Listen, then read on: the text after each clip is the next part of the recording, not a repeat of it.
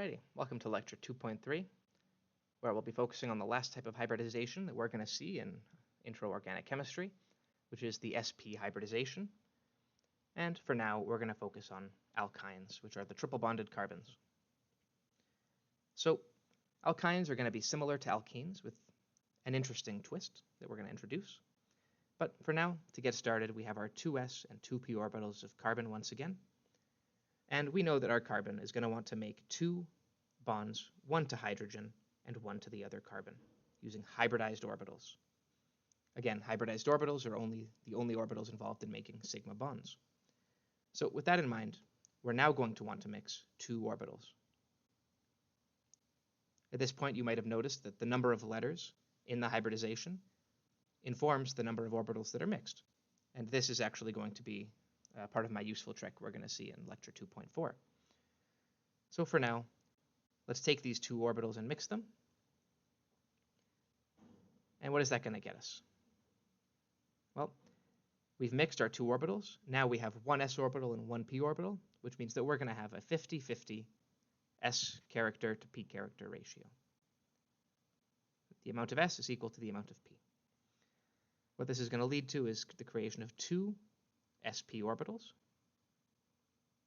And we're actually going to leave two unhybridized p orbitals alone up top. Once we distribute the electrons accordingly, we now have this as our hybridized electron state for a carbon that is sp, or an alkyne carbon. Now, we know that once again, these are going to make sigma bonds and these are going to make pi bonds. But let's see what that actually looks like in an orbital drawing.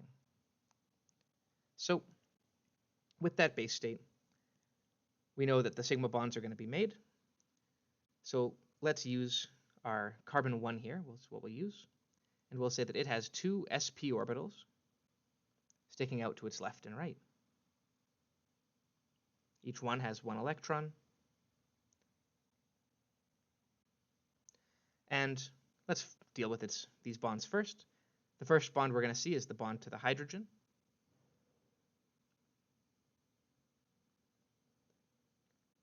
With its 1s orbital, and we can imagine filling that electron in here for one of our first covalent bonds between the carbon and hydrogen. The other one is going to be connecting the carbons.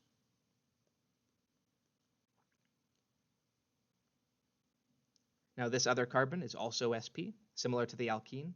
It kind of takes two to tango when it comes to these triple bonds. So it's also going to have its own sp orbitals, and that's going to be able to make us our second sigma bond.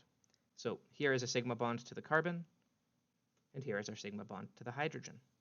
And once again, now by using hybridization, we're able to relate these electron configuration drawings to the actual structures we observe. Now that we've done this, we have our two p orbitals. And this is where the earlier idea of having a p in the x, y, and z direction being important. So let's look at these two p orbitals for carbon 1. We can imagine that one of them is going straight up, straight down. And we can imagine that carbon 2 has a similar p orbital. Now, in this case, these carbons are going to be able to form a pi bond above and below the ring, and this pi bond will be represented here. Now, let's just go ahead and say first that up and down here is the z-axis, so this is the 2pz orbital. Now, the remaining p orbital is actually going to be in and outside of the page, like so. So it's a bit hard to draw in 3D, but we can imagine that both these carbons would actually be able to make a pi bond inside and behind the page as well.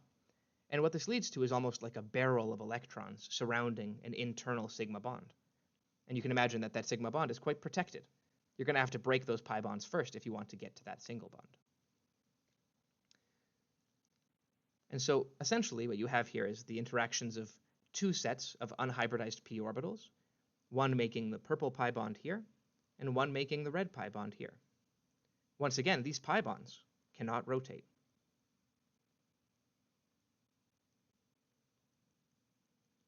Just to finish up the molecule here, our hydrogen is connected with that last electron, and we have our orbital diagram there. And that's the electron configuration of the sp hybrid. So now we've covered sp3 hybridization with the alkanes, sp2 hybridization with the alkenes, and sp hybridization with the alkynes. But we haven't dealt with oxygen or nitrogen at all. Turns out that with what I've shown you in lectures 2.1 to now, you'll actually be very easily able to deal with oxygen and nitrogen. And in our next section here, we're going to quickly identify hybrids using a simple trick. So I'll see you there.